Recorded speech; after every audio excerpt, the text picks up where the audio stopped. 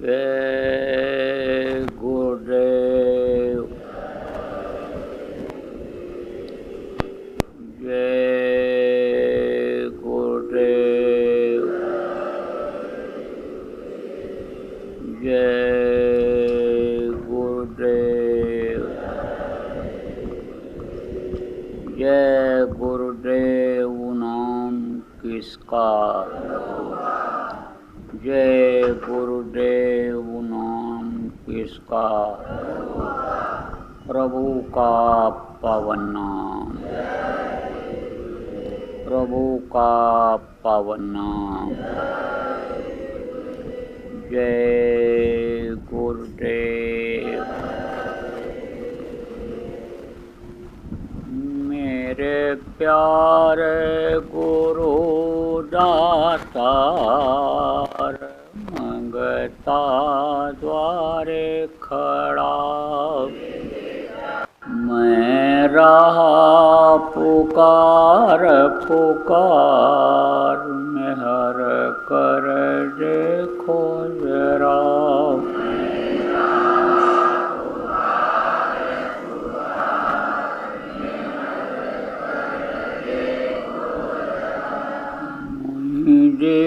जय भक्ति दान, काल दुख बहुत दिया,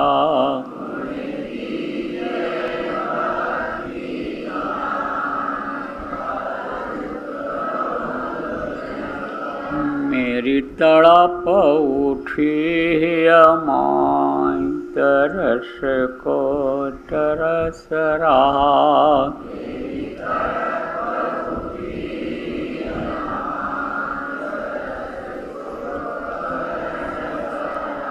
बरसाओ घटाय पार, प्रेम रंग दीजे बहाव,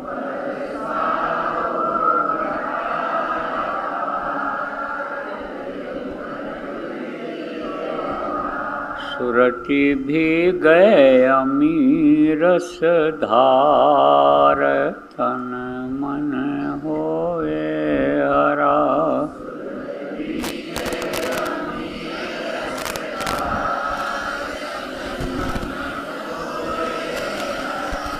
मेरा जीवन सफल हुई जाए, तुम गुण गाऊं सदा,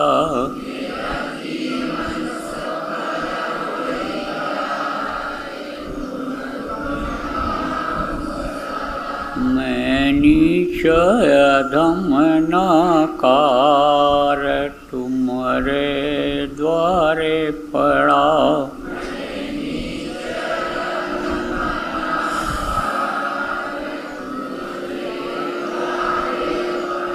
मेरी विनती सुनो धर प्यार, घटे उम गाओ दया,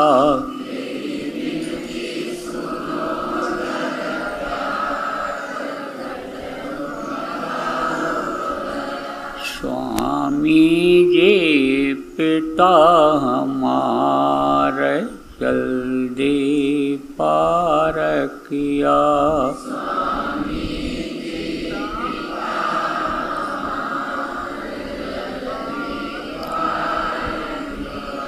जय गुरुदेव स्वामी पिता हमारे, जल्दी पार करो,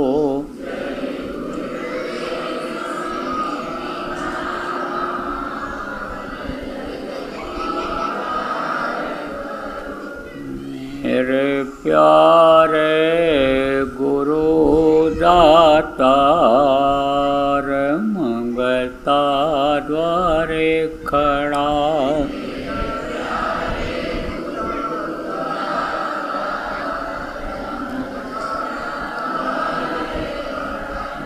मैं रहा पुकार पुकार, मेहर कर देखो जरा,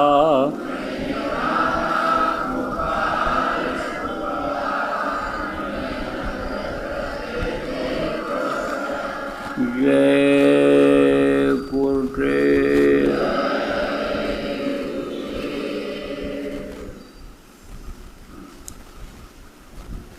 सर्वसमर्थ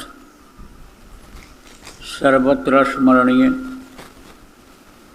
परम पूज्य गुरु जी महाराज, उपस्थित सभी सत्संगी प्रेमी बच्चे एवं बच्चियों, आज 19 सितंबर 2024 सायंकाल की बेला वापी गुजरात के आप प्रेमियों का दर्शन का अवसर मिला। जब उस प्रभु की कृपा दया होती है तभी प्रेमी प्रेमी से मिलते हैं, तभी ऐसा जीवन में मिलता है, ऐसा समय जीवन में आता है कि सत्संग की दो बातें सुनी और कही जाती हैं। यह जो भारत देश है, यह धर्मपरायण देश कहा जाता है। भारत देश से ही धर्म की बेल बढ़ी है, जड़ भारत देश ही है। विदेशों में जो भारत देश के लोग गए और उन्होंने धर्म का प्रचार किया तो विदेशियों को धर्म के बारे में जानकारी हुई, और जब धार्मिक लोग बने, शाकाहारी नशा मुक्त बने, तब वो बुद्धि सही होने के बाद भगवान के प्रति श्रद्धा प्रेम बढ़ाए। और देखो, विश्वास के साथ जब भगवान का नाम लेना उन्होंने शुरू किया तब उनको फ़ायदा भी हुआ, और फ़ायदा जब दिखा तो भग भग करके भारत देश में आने लग गए, क्योंकि ऋषि मुनि और महात्मा भारत में ही रहे हैं। भारत देश का ये इतिहास बता रहा है कि जितनी अवतारिक शक्तियाँ हुई, चाहे राम भगवान रहे हों, चाहे कृष्ण भगवान रहे हों, चाहे यह संत महात्मा रहे हों, कबीर, गोस्वामी, पलटू, नानक, दादू, भीखा, ये जितने भी रहे, ये सब भारत में ही जन्म लिए हैं और भारत में ही रहे हैं। तो संतों के पास भग भग करके लोग आने लग गए और अब भी आ रहे हैं।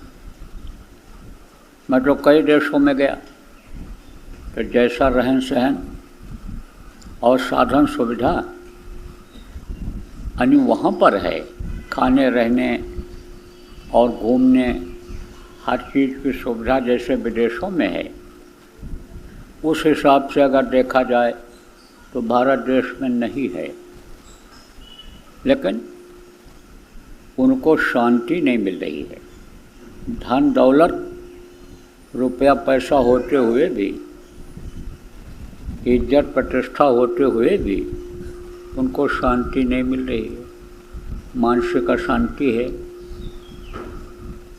अब मानसिक अशांति क्यों आई?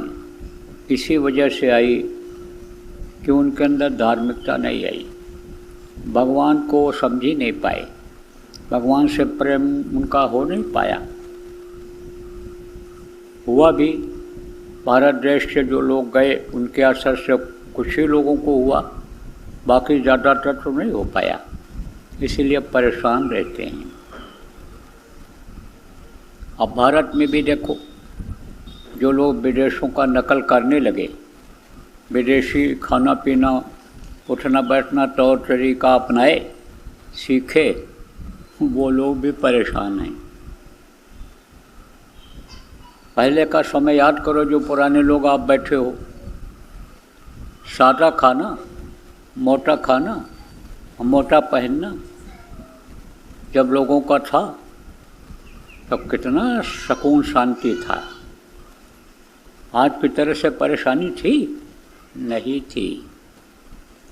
बुद्धि सही रहती थी। जब दूसरे के धन को लोग जहर की तरह से मानते थे, दूसरे की माँ बहन को अपनी माँ और बहन की तरह से समझते थे, तब उस समय पर बुद्धि लोगों की सही रहती थी। और बुद्धि जब सही रहती थी तो यही चित्त जो चिंतन करता है वो भगवान का चिंतन करता था, भगवान को याद करता था, तो भगवान और भी सद्बुद्धि देते थे, अच्छी बुद्धि देते थे, उससे सुकून मिलता था, शांति मिलती थी आदमी को। लेकिन अब ये चीज़ें देखने को मिल नहीं रही। यह मानव मंदिर को जो भगवान ने भजन के लिए दिया, ये जो मानव मनुष्य शरीर है, ये क्या है? ये मंदिर है। कैसा मंदिर है? मिट्टी और पत्थर का बनाया हुआ मंदिर नहीं है। ये हड्डी मांस खून का बनाया हुआ यह मंदिर है। इसको आदमी बना नहीं सकता है। उसको जब उपाय मालूम हुआ और वो ताकत आई जब अंदर में प्रभु की, तब बच्चा बन करके तैयार हुआ। यह तो बता दिया गया कि स्त्री पुरुष के संपर्क से बच्चे पैदा होते हैं, लेकिन देखो बहुत से लोगों के बच्चे नहीं भी होते हैं। बहुत से लोगों के बच्चे लूले, लंगड़े, अंधे, अपाहिज पैदा हो जाते हैं। बहुत से लोगों का बच्चा पेट में आते ही 2 महीना 3 महीना के बाद निकल जाता है। तो उसका कारण क्या है? कारण यही है कि वो जो तत्व उनको मिलना चाहिए, वो जो प्रभु की शक्ति और ताकत मिलना चाहिए, उनको नहीं मिल पाती है, कि जिनका खान पान खराब हो जाता है। देखो आप सीधे साधे लोग, सरल भाषा समझोगे गुजरात के लोग, तो आपको मैं बताता हूँ, जो चीज़ आदमी खाता है उसी का खून बनता है, उसी का मांस बनता है, उसी के खाने के असर से, ताकत से ये शरीर चलता है। अब अगर कोई शाकाहारी भोजन खाएगा तो उसका खून बनेगा, उसका मांस बनेगा, और खून से ही बुद्धि बनती है। नसों में वही खून जाता है, उसी से बुद्धि बनती है, उसी से दिल दिमाग सही रहता है उसका। तो खान पान जब गलत हो गया तो बुद्धि ही खराब हो गई। तो कहाँ से भगवान याद आएंगे और कहाँ से धर्म याद आएगा? उसको तो वही विदेशी खाना, विदेशी पहनना, विदेशी रहन सहन, विदेशी तरह से अनेक कमाना, यही आता है। और शांति फिर मिलती नहीं है, तो परेशान रहता है। तो देखो जो यहाँ के लोग भी उनका नकल किए, वो आध्यात्म से, परमार्थ से, धर्म से, भगवान से दूर हटते जा रहे हैं। इसलिए आप लोग जो यहाँ बैठे हुए हो, आप लोगों को मैं बताऊंगा कि बगैर धर्म के कोई आगे बढ़ ही नहीं सकता है। हर तरफ देखो धर्म की ज़रूरत है, मेहनत की ज़रूरत है, ईमानदारी की ज़रूरत है। मोटे तौर से आपको बताऊं कि चोर चोरी करके लाता है और कई लोग मिलकर चोरी करते हैं। तो जब बांटने को होता है तब सब लोग यही कहते हैं एक आदमी से कि भाई ईमानदारी से सबको बांट दो। बताओ, चोर को भी ईमानदारी की ज़रूरत होती है, ईमानदारी की वहाँ भी ज़रूरत है। तो ये जो मेहनत है और ईमानदारी है, इसकी सबको ज़रूरत है। बुद्धि सही रखने की ज़रूरत है। बुद्धि ही खराब हो गई तो आदमी को पागल लोग कहने लग जाते हैं, वो पागल हो जाता है। तो पागल को कोई पहचान रहती है? पागल तो अपना ही हाथ पैर काटने लग जाता है। पागल तो अपने परिवार वालों का भी रिश्ता ख़त्म कर देता है। तो ये जो पागलपन बढ़ रहा है, इसको ख़त्म करने की प्रेमियों ज़रूरत है। छोटे छोटे लोग आप हो, लेकिन देखो धर्म की जब भी स्थापना हुई, परिवर्तन अगर हुआ तो छोटे लोगों के द्वारा हुआ। चाहे राम भगवान का समय रहा हो, बंदर भालुओं के द्वारा परिवर्तन हुआ, चाहे गोपी और ग्वालों के द्वारा द्वापर में कृष्ण के समय में परिवर्तन हुआ। लेकिन परिवर्तन, बदलाव किसके द्वारा होता है? छोटे लोगों के द्वारा ही होता है। हम तो आपको छोटा नहीं कहते हैं, जो कहते होंगे। जिनको आप बड़ा कहते हो, सबसे ज़्यादा कर्जदार वही हैं, वही जगह जगह दरख्वास्त लगाए रहते हैं। जैसे हाथ फैलाओ आप, ऐसे हाथ फैलाए रहते हैं, इस बैंक से मिल जाए, उससे मिल जाए, सेठ से मिल जाए, इससे मिल जाए। तो वो छोटे हैं कि आप छोटे हो? आप तो मोटा महीन खाते हो, मेहनत ईमानदारी से काम करते हो, दिन में कमाते हो, शाम को पका करके खा जाते हो, भगवान का नाम लेकर के सो जाते हो, लेकिन उनको नींद नहीं आती है। अगर नींद की गोलियां खोजोगे तो करोड़पति अरबपति लोगों के घरों में ही मिलेंगी, तो वो बहुत ज़्यादा परेशान है। आपके लिए अच्छा है। भक्ति किस में होती है? भक्ति गरीबी में होती है, मुफलिसी जिसको कहते हैं उसमें होती है।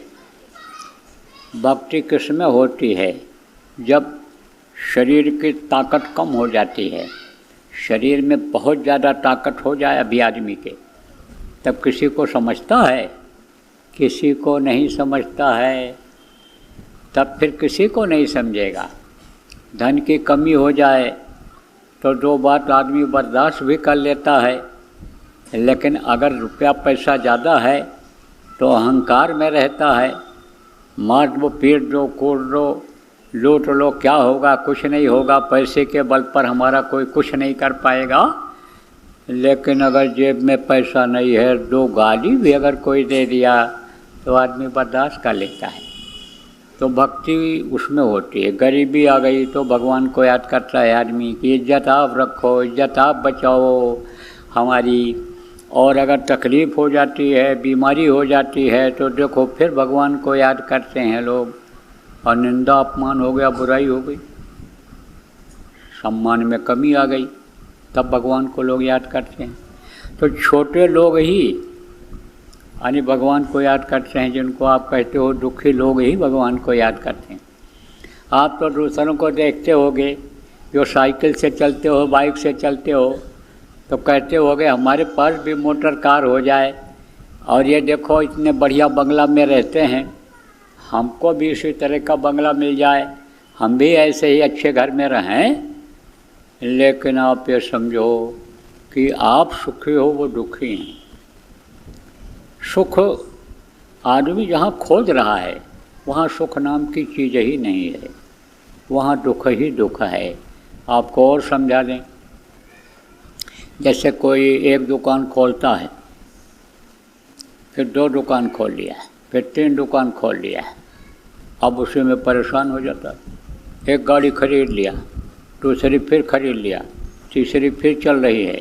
अब रात को 11 बजे फ़ोन आया, ठंडी का महीना है, कि गाड़ी लड़ गई, गाड़ी पकड़ गई, ऐसा हो गया, वैसा हो गया, भग के जाते हैं, नींद आराम हो गई। और अगर कहीं नींद आ गई गाड़ी चलाते समय, हाँ तो कहीं लड़ भिड़ गए। तो आदमी सुख की खोज तो करता है, लेकिन वो सुखी नहीं रह पाता है यहाँ, क्योंकि नानक दुखिया सब संसार, और सुखी वही जो नाम आधार। यह संसार ही ऐसा है जो दुखों का है, यहाँ कोई सुखी नहीं है, शांति नहीं है। किसको? न राजा को शांति, न रैयत को शांति, न पूंजीपति को ही नींद आ रही। आपको बताया नींद उनको नहीं आती है। राजा लोग भी परेशान हैं, राज चलाने में उनको दिक्कत हो रही है, सब परेशान है। तो सुखी कौन है? सुखी वही जो नाम आधार। नाम कौन सा? कैसों करोड़ नाम, लाख नाम कृष्ण के, तो कौन ऐसा नाम है कि जिसको जिस नाम को लेने से सुख मिलेगा? देखो प्रेमियों, आप जो पुराने लोग हो, सत्संग सुनते रहते हो, उनको पहले भी बताया जा चुका है कि नाम 2 तरह का होता है।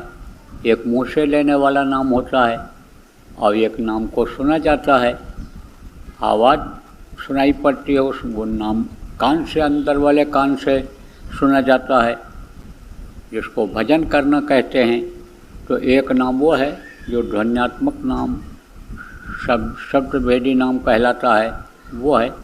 और एक नाम ऐसा होता है जो मुँह से लिया जाता है। आप ये समझो कि अभी आपको बताया गया कि जब जब महापुरुष इस धरती पर आते हैं तो एक नाम को वो जगाते हैं, लोगों को विश्वास दिलाने के लिए, अपना काम करने के लिए। जैसे राम भगवान आए थे तो उन्होंने राम नाम को जगाया था, कृष्ण आए तो कृष्ण नाम को जगाया।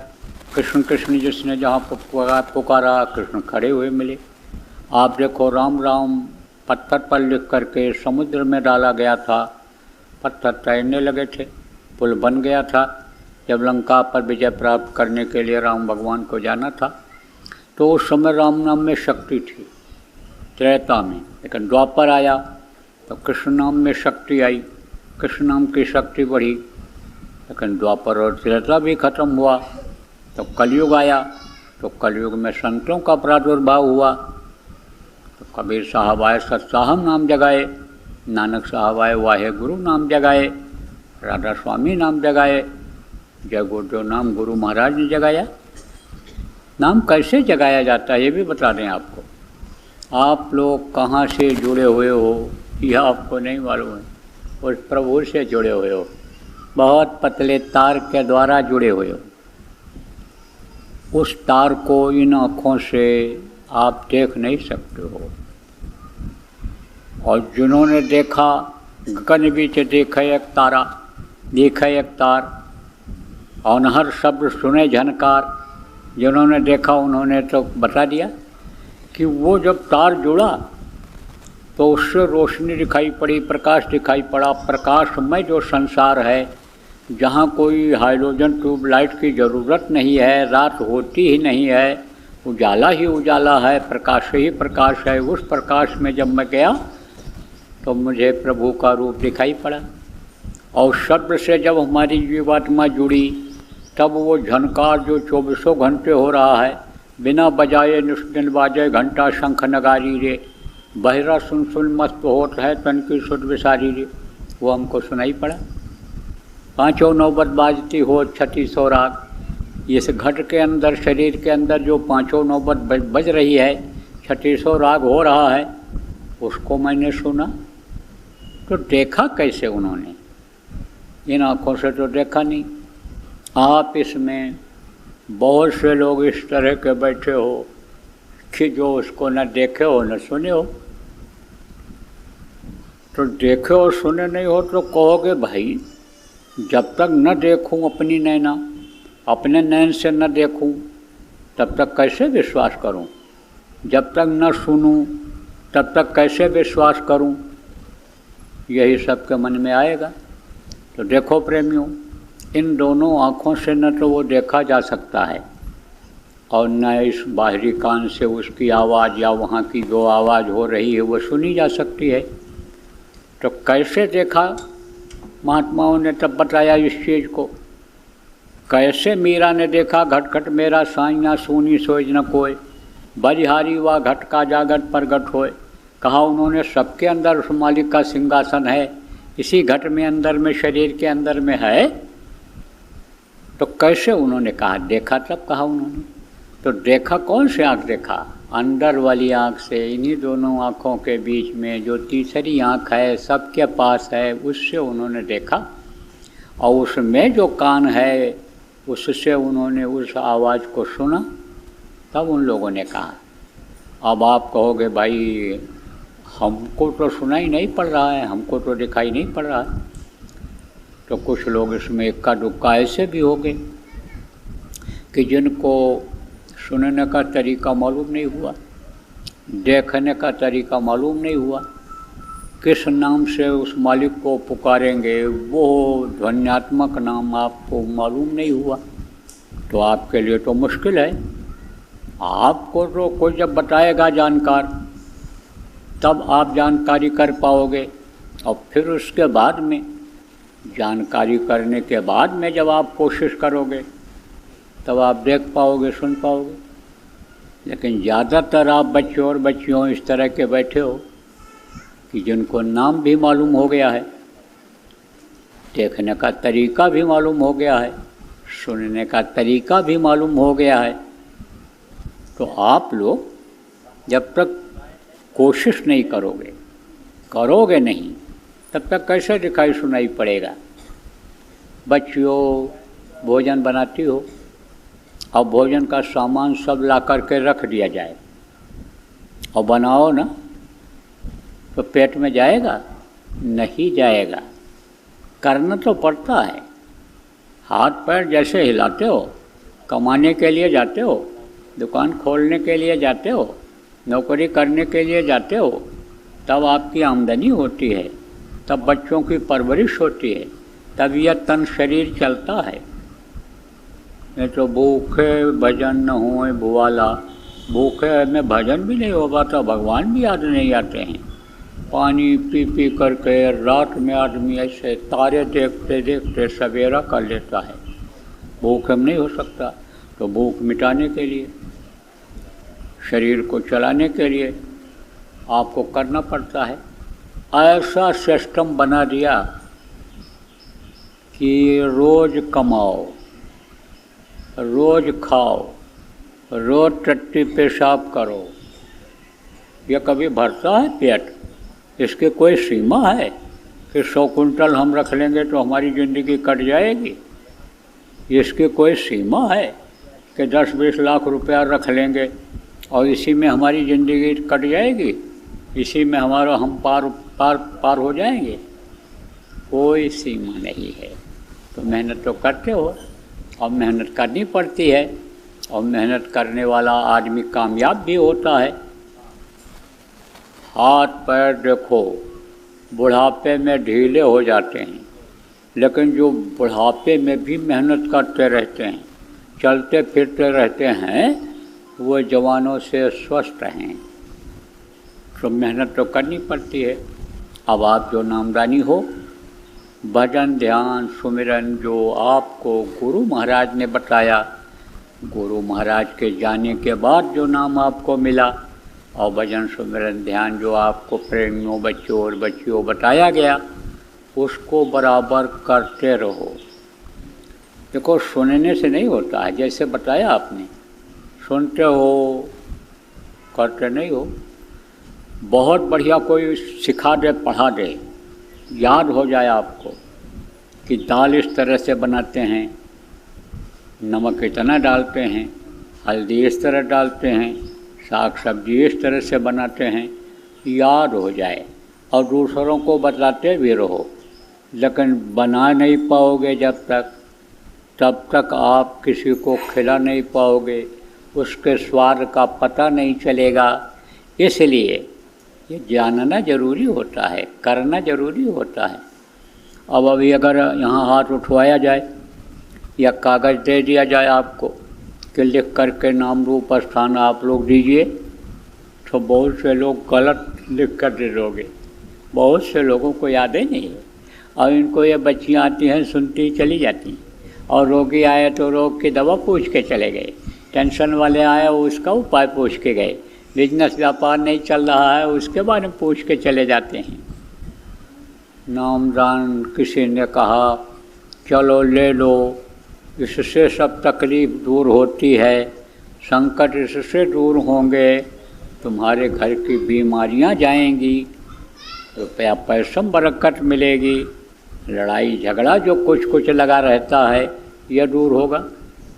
तो विश्वास करके चले आए, नाम तो सुन लिया, उपाय भी पूछ गए कि यह तकलीफ़ कैसे दूर होगी। तकलीफ़ तो दूर हो जाती है, लेकिन नाम की कमाई नहीं करते हैं, नाम का फल लेना बंद कर देते हैं, बस फिर वैसे वैसे हो जाता है। इसलिए सीख लो बच्चियों, जिनको नहीं मालूम है, नामदान याद नहीं है, नाम को याद कर लो, रूप स्थान को आप लोग जिनको नहीं याद है याद कर लो, और जिम्मेदार लोग आप लोगों को सिखाओ। तो आप जिम्मेदार तो थोड़े ही लोग हो, और कोई साधु तो हमारे जैसे हो नहीं कि हमेशा चलते ही रहो यही काम रहे। अरे गृहस्थी है, बिजनेस व्यापार है आपका, नौकरी है, मेहनत मजदूरी है, तो उसमें भी आपको समय देना पड़ेगा। और जब शादी ब्याह कर लिया तो अब उसका भी ध्यान रखना है। जो पराई लड़की को दूसरे घर से आप लाओगे उसको भी सम्मान इज्जत देना है, खाने रहने का इंतजाम करना है। और अगर बच्चे पैदा हो गए तो उनके लिए भी आपको इंतजाम करना है। तो गृहस्थी है, गृहस्थी में 24 घंटा आप समय दे नहीं सकते हो। लेकिन ये काम जो मैं आपको बता रहा हूँ उसको अगर आप लागू करा दोगे तो बहुत लोगों को फ़ायदा हो जाएगा। जैसे इतने लोग आप बैठे हो, बच्चे और बच्चे हो, तो ये कहीं जगह के नहीं हो और ये कहीं घर के सब लोग नहीं हो, अलग अलग घर के हो, अलग जगह के हो। अब वो जिम्मेदारियां अगर आप लोग ले लो कि हम सबको सुमिरन ध्यान भजन समझाएंगे, एक एक घर का एक एक आदमी अगर यहाँ पर आए हो तो आपके यहाँ जो नामदानी हैं उनको हम समझाएंगे, उसकी जिम्मेदारी ले लो। और आप लोग जो जिम्मेदार लोग हो संगत के उनका नाम लिख लो कि ये जिम्मेदार हैं, उनसे पूछते रहो टेलीफोन से, उनकी मीटिंगें बुलाते रहो, उनके यहाँ समय मिले तो बातें जाते रहो, तो ये सीख जाएंगे और करने लग जाएंगे। देखो जय गुरुदेव नाम भगवान का नाम है। आप लोग जो पुराने लोग हो आजमा चुके हो, बहुत से लोग, ज़्यादा बताने की ज़रूरत नहीं है। गुरु महाराज ने जय गुरुदेव नाम को जगाया था, ताकत उस समय पर थी और ताकत अब भी है। जय गुरुदेव नाम बोलने से, आप ध्वनि लगातार सुबह शाम बोलने से आप लोगों को फ़ायदा दिखा होगा। बीमारी में भी लाभ मिलता है लोगों को, टेंशन तकलीफ़ में भी लाभ मिलता है, हर तरह से कुछ न कुछ लाभ सबको मिलता है। जिसका जैसा प्रेम होता है उस हिसाब से फ़ायदा लाभ सबको मिलता है। देखो ये एक ऐसा सौदा है, भगवान के नाम लेने का एक ऐसा सौदा है कि जिसका मजदूरी मिलता ही मिलता है, फ़ायदा मिलता ही मिलता है, ये घाटे का सौदा नहीं है। आपने कुछ लोगों ने आजमाइश किया भी होगा। लेकिन बच्चे क्या होते हैं? बच्चे अबोध होते हैं। अबोध किसको कहते हैं? उनको कोई जानकारी नहीं होती है और छोटे बच्चों को और नहीं जानकारी होती है। एक राजा था, तो राजा लोगों की बड़ी शान रहती थी, कोई उनको कुछ कह नहीं सकता और मूँछों की बड़ी इज्जत होती थी उस समय पर, मूँछें लोग रखते भी थे। तो लड़के को अपने खिला रहा था राजा, तो लड़के ने राजा की मूँछ पकड़ ली। मूँछ पकड़ ली तो बोला मेरी मूँछ पकड़ लिया? अरे अभी पैदा ही हुआ है और मेरी इज्जत पर आ गया, मेरी मूँछ पकड़ लिया। सिपाही से कहा ले जाओ इसको, वहाँ पटक दो, मर जाए। अब इसका हम मुँह दुश्मन का देखना नहीं चाहते हैं। अब सिपाही क्या थे? वो तो आदेश का पालन करते थे, आदेश के पालन का ही उनको तनख्वाह मिलता था। उनको क्या पता अच्छा बुरा, वो तो फौरन जैसे कहा ले जाओ इसको, उठा लिया सिपाही और सिपाही ले जाता मार भी डालता। लेकिन मंत्री लोग बड़े होशियार होते थे। मंत्री का काम क्या होता है? राजा को रास्ता बताना, सिखाना, हर तरह की चीज़ों को बताना, इंतजाम करना, सारा काम तो मंत्री ही करते थे। राजा तो आराम करता था। तो आप ये समझो प्रेमियों कि मंत्री ने कहा अरे सरकार, इस आदेश को आप वापस लीजिए, ये बच्चा अभी अबोध है, इसको ज्ञान नहीं है। अरे कैसे नहीं ज्ञान है? राजा ने कहा कैसे नहीं ज्ञान है? बोले इसको अपने मौत का भी ज्ञान नहीं है। बोले हम नहीं मान सकते हैं। मंत्री ने कहा थोड़ा समय दीजिए और बच्चे को वापस बुला लीजिए।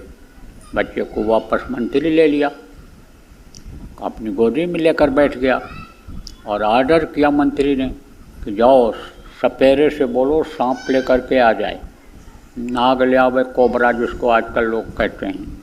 कहा जाओ एक एक ले आवे नाग। अब ले करके आ गया फटाफट, राजा का हुक्म, जो जैसे तैसे उठ धावे, जहाँ हुक्म होता था राजा का तुरंत चल पड़ते थे। चल पड़ा। मंत्री ने कहा निकालो इसको सांप को, अब बजाओ बीन। अब बीन बजाया और सांप बाहर आ गया। और फिर उसके बाद में उधर राजा की तरफ जा कर के सांप आप समझो कि अन्य सांप को उधर बुला लिया, फिर बीन बजाना बंद कर दिया। अब सांप इधर उधर देखने लगा और लड़के को मंत्री ने ऐसे ज़मीन पर बैठा दिया। ज़मीन पर जब बैठाया तो सांप को खिलौना समझ करके लड़का है उसके तरफ एकदम आगे बढ़ा पकड़ने के लिए।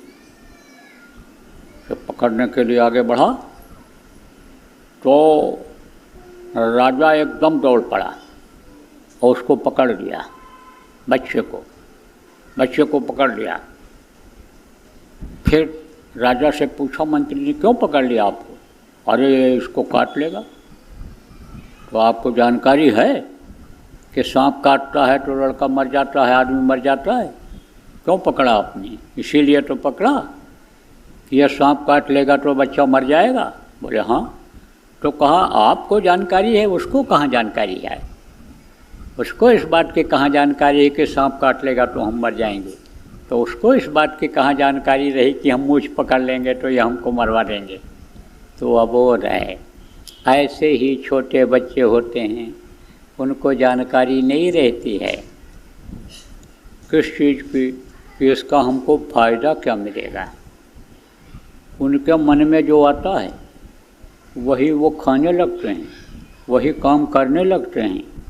लेकिन आपके देख रेख में बच्चे जब पलते हैं, बच्चों को आप अपने घर में रखते हो और बच्चों से ये उम्मीद करते हो कि ये हमारे कुल खानदान के दीपक बनेंगे, ये नाम कमाएंगे, ये देश सेवा करेंगे, समाज सेवा करेंगे, ये ओहदे पर अच्छे जाएंगे, ये कमा करके लाएंगे, बुढ़ापे में हमको खिलाएंगे। तो अपने हिसाब से, अपने औकात से इन बच्चों की परवरिश उसी हिसाब से हमको करना चाहिए। तो बच्चों को आप कहीं गलत कोई काम करने देते हो, कहीं कोई खाने पीने या कोई बदपरहेजी करने देते हो? खिलाती हो बच्चों को इसलिए कि तंदुरुस्त रहें। लेकिन कोई चीज़ बच्चों को पसंद आ गई, बार बार वही मांगते हैं, वही खाते हैं, तो रोकती हो कि नहीं रोकती हो? उस चीज़ को हटा ही देती हो कि बच्चे उसको देखें ही नहीं, मन ही ना उनका काहे। तो जिस तरह से आप उनकी सभी संभाल करती हो, आप उनके गार्जियन हो, ऐसे ये जय गुरुदेव नाम गार्जियन बन जाएगा उनका। कब? जब उनको जय गुरुदेव नाम याद हो जाएगा। लेकिन कहोगे तो नहीं याद करेंगे, नहीं याद करते हैं। कभी बोलो जय गुरुदेव, तो अब आजकल तो आप ही लोग शर्माते हो जय गुरुदेव नाम बोलने में। क्यों?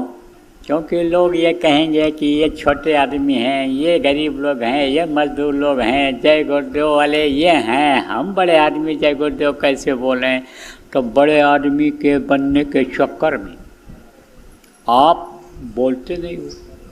और जिस बच्चे को कहते हो ये बच्चा तरक्की कर जाएगा, अच्छे बच्चों के साथ रहेगा तो इसकी भी इज्जत रहेगी, सब तौर तरीका सीख जाएगा, पढ़ाई लिखाई सीख जाएगा, वो उनकी बुराइयों को सीख जाता है जल्दी, अच्छाइयों को कम सीख पाता है। तो कुछ बच्चे ऐसे भी होते हैं कि जो कहोगे तो नहीं करेंगे, लेकिन कहो भैया पढ़ो तुम, और पढ़ो तो तुम्हारे लिए हम साइकिल ला देंगे, स्कूटर ला देंगे, तुमको हम इनाम देंगे, तुम्हारे लिए कपड़ा बनवा देंगे।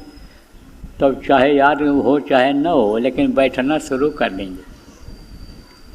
अब जैसे आपको बताता हूँ, बच्चों से कहो कि जय गुरुदेव नाम ध्वनि बोलो तो नहीं बोलेंगे। घर के लोगों से कहोगे जय गुरुदेव नाम ध्वनि बोलो तो नहीं बोलेंगे।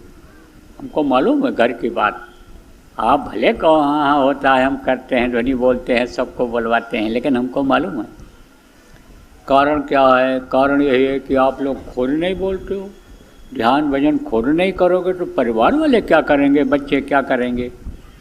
तो तरीका देखो एक ये भी है कि बच्चों को जैसे घर में 4 बच्चे हैं, बैठा लिया, और कुछ मीठा चीज़ या कोई चीज़ जैसे फल है, मिठाई है, कोई चीज़ जैसे रख दिया और कहा देखो 15 मिनट जो बोलोगे तब ये मिठाई खाने को मिलेगी, और रखे रहो, बैठे रहो, बोलते रहो, 2-4 दिन बुलवाओगे, उसके बाद वो अपने आप मिठाई के चक्कर में शाम को इकट्ठा हो जाएंगे या सुबह इकट्ठा होकर के जो नाम की ध्वनि बोलेंगे। छुन्न मुन्न करते रहो, बनाते रहो नाश्ता, नाश्ता की खुशबू नाक में आती रहे, लेकिन कह दो नाश्ता तो तभी बटेगा जब जय गुरुदेव नाम की ध्वनि बोलोगे। तो बोलेंगे ही बोलेंगे खाने के चक्कर में। तो ये सब एक तरीका है। किसी भी तरीके से आप ये समझो जीवों को पार कराना है।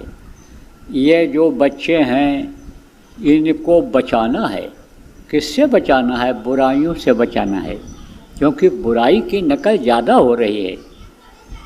जवान जवान लड़के आप ये देखो इस तरह के हो रहे हैं जैसे मेरा ये शरीर सूख गया हो रहा है। तो मेरी तो बुढ़ापा है, मेरी तो 76 साल की उम्र है, लेकिन ये 26 साल के उम्र वालों का क्या हाल है। हम तो हवा में रुक भी सकते हैं, हमको तरीका भी मालूम है कि आंधी आवे तो कैसे खड़े रह जाओ, लेकिन तेज़ हवा चले तो वो उड़ जाए, कुछ नहीं करने लायक। चक्कर आता है चलने फिरने। क्यों आता है?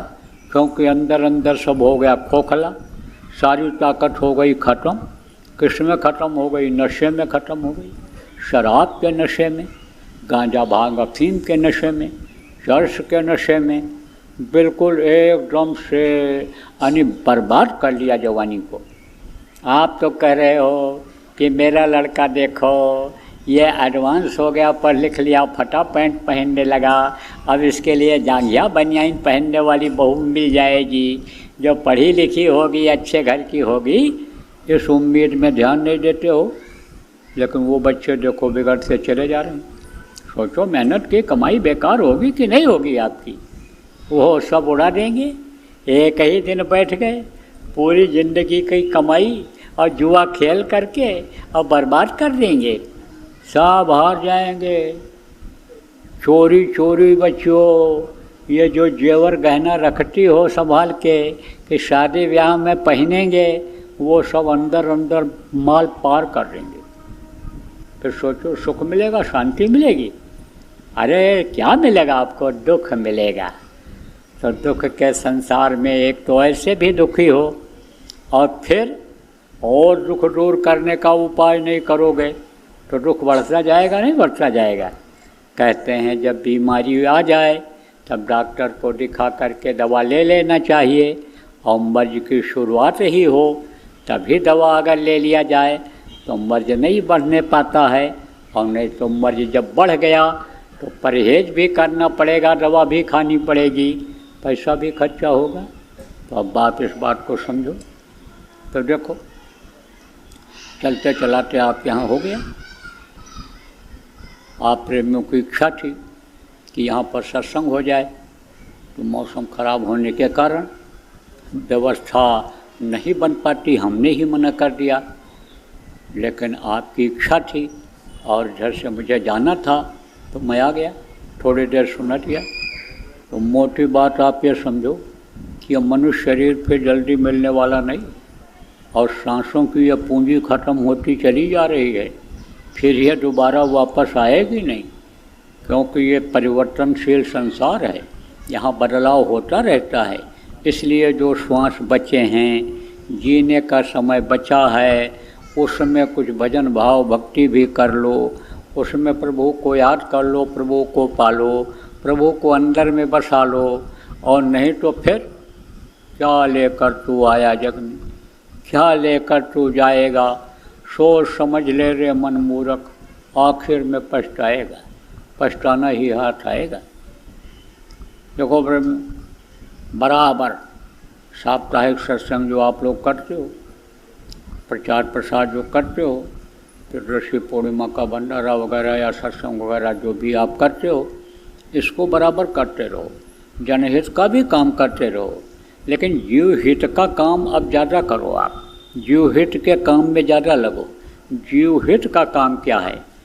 जीवात्मा इस शरीर से निकलने के बाद नरकों में न चली जाए, काटी सड़ाई जाए, गलाई जाने लग जाए, यह फिर कीड़ा मकोड़ा, सांप गोजर बिच्छू, यह पक्षी और ये जो वृक्ष हैं इन योनि में न आवे, इनमें न तकलीफ झेलना पड़ जाए, यह काम पर अब ध्यान दो, आपकी भी न फंसे और जो जीव हैं ये भटक रहे हैं वो भी न फंस जाएं, तो उनको रास्ता बताओ, लोगों को शाकाहारी बनाओ, नशा मुक्त बनाओ, नामदानियों को भजनानंदी बनाओ।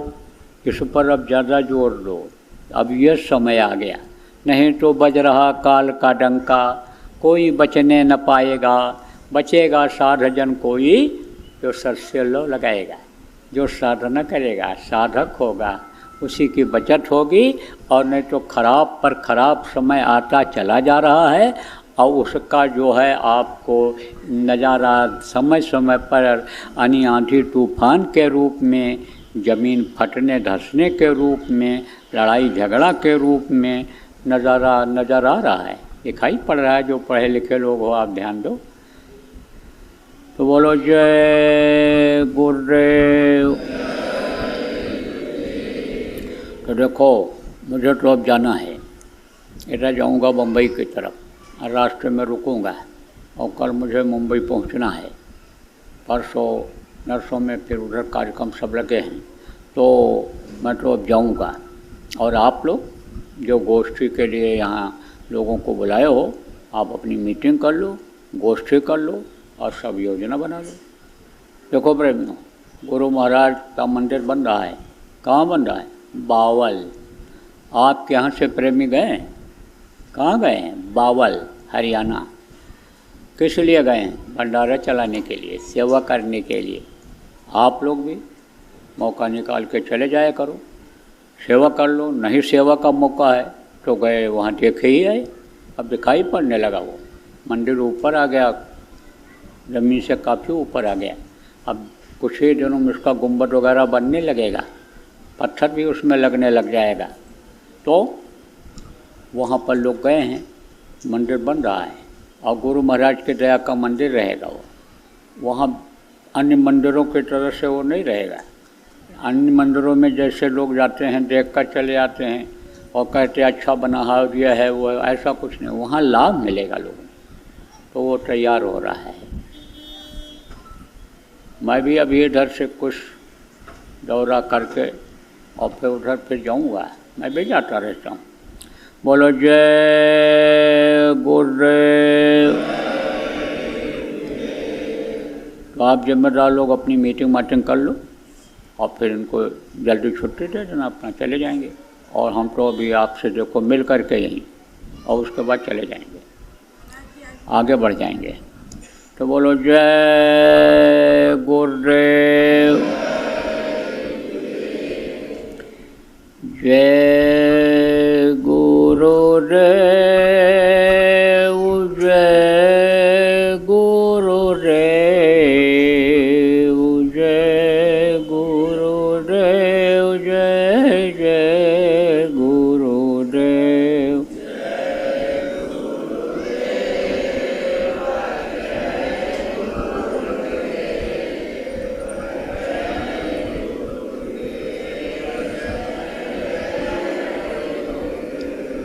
जय गुरुदेव, जय गुरुदेव, जय गुरुदेव, जय जय गुरुदेव।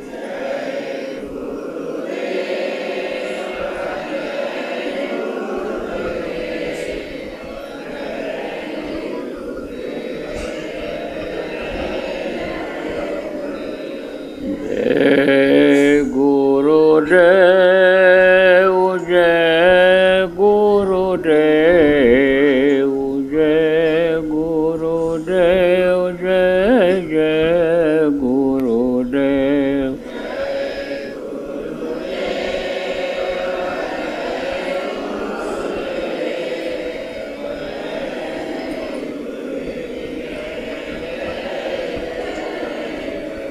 जय